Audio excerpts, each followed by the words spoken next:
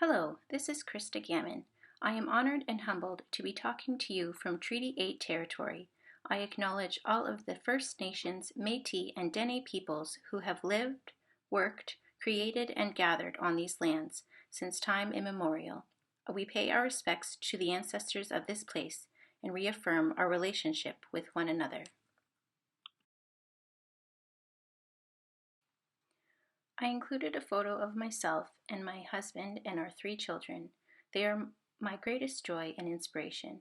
Mental health is extremely important to me as we are a neurodivergent household. These children have taught me more about life, love, patience, understanding, compassion, and acceptance than any art piece ever has. They are my greatest creations. This first painting is painted with acrylic on a 5 by 5 foot canvas. It is called Leaf Skin. It was one of 5 paintings I made as part of my Skin series. I painted them in the fall of 2010. I made this piece after my first semester back after going to South Africa for a semester abroad. Painted on 1.5 by 3 inch pieces of wood, this collection of mini paintings created in the winter of 2011 were part of a solo show called Mimicked Motifs. This project was inspired by work I created in South Africa. In those pieces, I used recycled materials and found objects. I stitched leaves I found or sticks or flowers onto 4 by 4 inch cardboard pieces. I would stick in leaf shapes or swirled patterns using stitches with thread. I wanted to recreate these in a painting form, using similar patterns and textures I used from my found organic materials in South Africa. This drawing is called Cookum from 2009. It is graphite on paper. I created this piece while doing my own research on the Canadian Holocaust. The more I learned, the more awareness I wanted to bring to the terrible past and current tragedies that were being hidden from the general public. This is a photo of a cookum to represent the missing and murdered Indigenous women. Also from 2009, this acrylic on canvas 2 by 4 foot painting is called Hidden Truth. With all respect, I think recent happenings in 2001 and that continue to happen explain this truth better than I could ever do with a painting. So much healing and learning must be the way forward.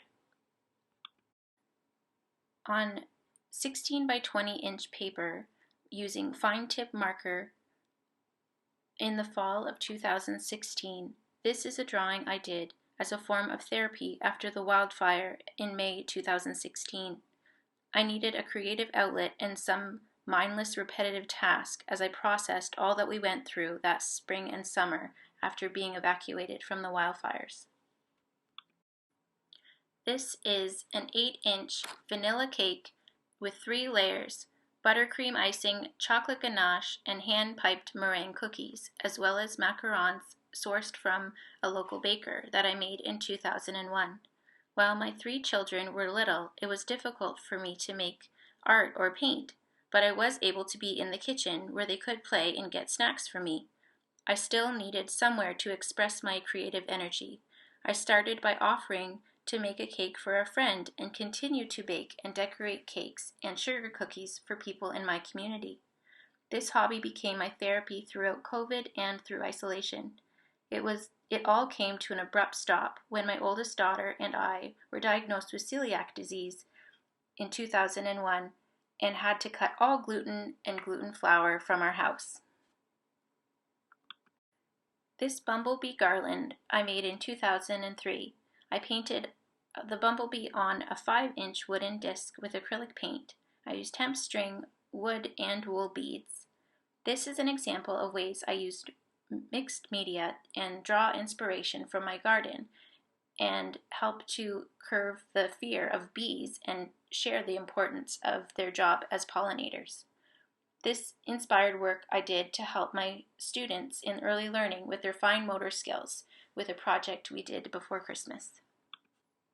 Using acrylic on canvas board on 12 by 16 inches. This painting is called Pisces, and it was done in 2024.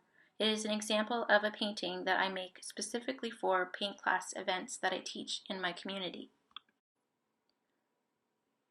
This 12-inch circle is wool on felt. It is a flower study that I did in the summer of 2023.